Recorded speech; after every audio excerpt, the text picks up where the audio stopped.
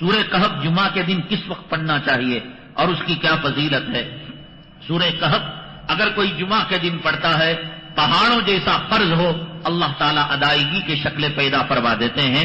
اور سورہ کہف اشراق کے وقت سے لے کر یا یہ کہ فجر کے بعد بھی پڑھ سکتے ہیں، فجر کے بعد سے لے کر غروب آفتاب تک، مغرب سے پہلے پہلے جب چاہے پڑھ سکتے ہیں. اگرچہ کہ جمعہ کا وقت جمعرات کے دن مغرب کے بعد شروع ہو جاتا ہے. میں بنگلہ دیش کے سفر میں تھا، ایک اللہ والے کی مجلس میں مجھے شریک ہونے کا موقع ملا. ان لوگوں کی نگاہیں حدیث پر اور ان لوگوں کی فراست ایمانی کتنی ہوتی ہے دیکھیے کہ انہوں نے جمعہ کی مجلس تھی، میں جمعہ میں یہاں نہیں تھا، وہیں تھا بنگلہ دیش میں. تو وہ جمعہ کے بارے میں کہتے کہتے وہ بنگلہ ہی میں تقریر کر رہے تھے، لیکن حدیث کی روایتیں، قرآن کی آیتیں سن کر مضمون مجھے سمجھ میں آ رہا تھا.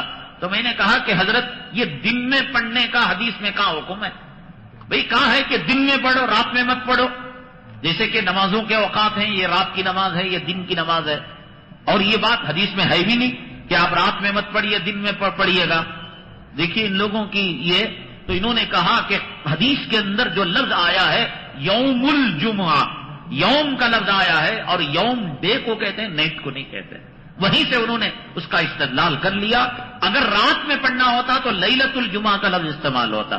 تو یوم الجمعہ ہم یہ سمجھ رہے تھے یہ کامن ہے، مطلب یہ کہ جمعہ کے دن سے مراد جمعہ کا دن جو شروع ہوتا ہے وہ مغرب کے بعد سے نہیں. انہوں نے کہا یوم کا اطلاق جو ہوتا ہے طلوع آفتاب سے لے کر غروب آفتاب تک ہوتا ہے، اور لغت کی ڈکشنری کے اندر یوم اور ڈے کہتے ہیں طلوع آفتاب سے غروب آفتاب کو.